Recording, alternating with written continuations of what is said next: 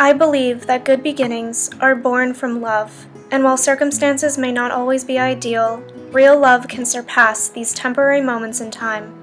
While my family wasn't traditional and there were indeed plenty of unfortunate circumstances, they raised me with great care and I ultimately felt their love. My mother and her mother, or Mimi, were my guardians. I never felt more like a part of a family than with these two women. My father didn't know about me until I was 6 months old, and from there until I was in 8th grade, he was in and out of my life. I always tell people when they ask that the best thing he ever did as a parent was walk away from me.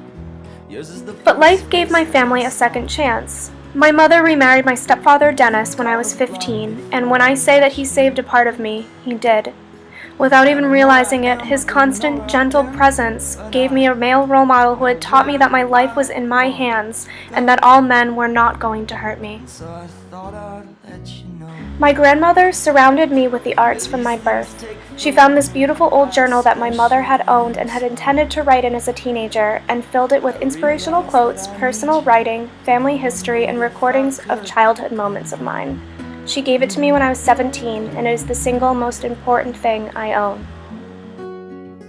My grandmother is not the only creative woman in the family. Pictured at right, my great-grandmother Missy was an artist, my mother was a watercolorist, and pictured at the left, my great-aunt Shella is a poet. She is the one who essentially gave me the permission to be a writer as a fellow artist.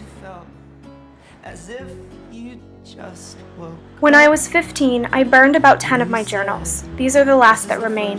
While I burned them in a symbolic and ultimately melodramatic effort to start fresh as I moved with my mother, sister, and stepfather, I wish I had saved them. Still, in the purple notebook, there are many examples of my early writings. This is a page from my grandmother's journal to me. To know yourself, you've got to let go of everything you've clung to. You have to make a leap of faith and say, I'm not going to lie to myself anymore. It's the scariest thing in the whole world to release these self-perceptions. But if you trust in God, you'll be all right. Sinead O'Connor. In college, I was drawn to women's studies, and I found a comfortable place within the feminist community at my college.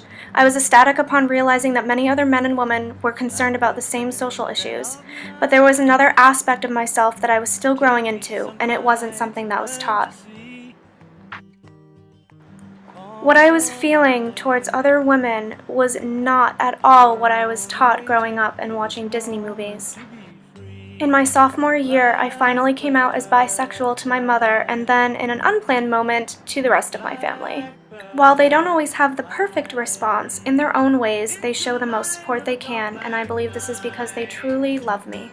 My support for the LGBTQ+ community led me to be a part of the Alliance at my college and a part of many awareness events around campus. I even initiated my own events, such as when the Westboro Baptist Church planned on picketing outside of a performance of the Laramie Project.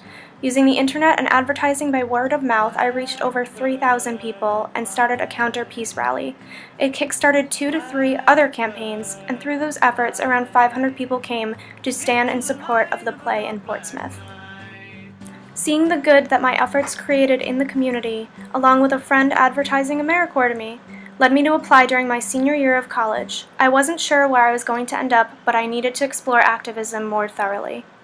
Luckily, I was accepted into AmeriCorps Vista, which is one of 3 branches of AmeriCorps. I had applied for the Massachusetts Campus Compact program, which improves campus life with a community volunteer approach and connects colleges to their surrounding communities. I had a successful year overall, but still felt that I needed to explore more options. Most of my successes in life have been because I am simply too curious for my own good. During my AmeriCorps year, I discovered the Lesley Community Arts Program, and I knew that A, I couldn't be without the arts in my future, and B, I really needed to head back to school for the sake of my sanity. It is because of this combination of interests in art and activism that I wish to find opportunities for creative avenues through which people who feel devalued and invisible in society can empower themselves and find support with other like-minded people. That love and support is so critical to the human experience. It saddens me when people forget that underneath everyone's identities and physical appearances, there are complex human beings. And it is even worse when people you identify with also isolate you. For trans women within the LGBTQ+ community, this is a reality. Trans people are often ostracized from the community and told they aren't really women or really men. To be told your identity isn't legitimate is so wrong. As a bisexual, I often feel delegitimized in the community and stigmatized, but I know it is far more dangerous for my trans brothers and sisters. Every year, trans people are mutilated, raped, tortured, and murdered in gruesome ways, and often their murders are ignored by law enforcement and mainstream media. I believe there need to be more safe spaces for the trans community to not only mourn and share painful memories, but to also celebrate being warriors and pioneers. Their voices need a chance to be heard by others. I love telling stories to others, and I love hearing and collecting people's stories, and I know that without an open-minded person or group to give you a fair chance, stories become less powerful. We all need friends, and we all need allies. Sometimes I am asked why my writing and art is focused on dark subjects, and I tell them that without appreciating these hard aspects of life, we will never see the light. At my core, I am ever a hopeful idealist, and I feel that it needs to be shared with others, whether it be through telling my stories or refusing to turn away from others when they need to tell theirs.